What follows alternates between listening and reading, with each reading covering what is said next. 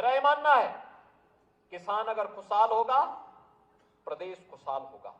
उत्तर प्रदेश जैसे राज्य में जहां पर धरती अत्यंत उर्वरा है, जल संसाधन प्रचुर मात्रा में है, देश के अंदर 16% आबादी, लेकिन 16% आबादी में 11% हमारी एग्रीकल्चर से जुड़ी हुई लैंड है, और देश की कुल कृषि से जुड़ी हुई भूमि में से 11% लैंड होने के बावजूद हम 22% से अधिक खाद्यान्न का उत्पादन अकेले उत्तर प्रदेश से करते हैं। ये हमारी उर्वरता को, यहाँ की उर्वरता को प्रदर्शित करता है।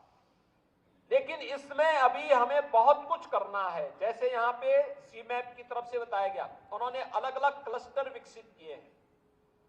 इन क्लस्टर को विकसित करने में हम सभी 89 कृषि विज्ञान केंद्रों में भी क्लस्टर विकसित करके वहां पर हम लोग नए तरीके से किसानों के समूहों को आगे बढ़ाने में योगदान दे सकते हैं। और मेरा मानना है, औषधीय पौधों की खेती में, उसकी प्रोसेसिंग में, उसकी मार्केटिंग को अगर हम उसके साथ जोड़ लें, कई गुना लाभ हमारा एक अन्नदाता किसान प्राप्त कर सकता है। परंपरागत खेती में अगर 1 एकड़ में एक वर्ष में वह 20 से 25 हजार रुपए कमा रहा है, तो औषधीय पौधों की खेती में वही किसान 1.25 लाख से लेकर 1.5 लाख रुपया 1 एकड़ खेती में कमा सकता है।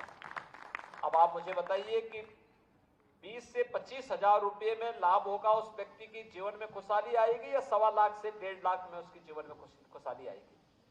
यानी स्वतः ही हम जान सकते हैं कि हम कई गुना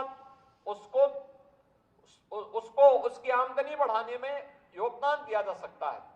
और इस दिशा में जो प्रयास सीमैप और अन्य केंद्रीय लैबोरेटरीज के द्वारा यहां पर प्रारंभ किया गया है, मुझे लगता है कि यह सभी लोग मिलकर के अगर इस कार्यक्रम को आगे बढ़ाएंगे तो इसके और बेहतर परिणाम आएंगे।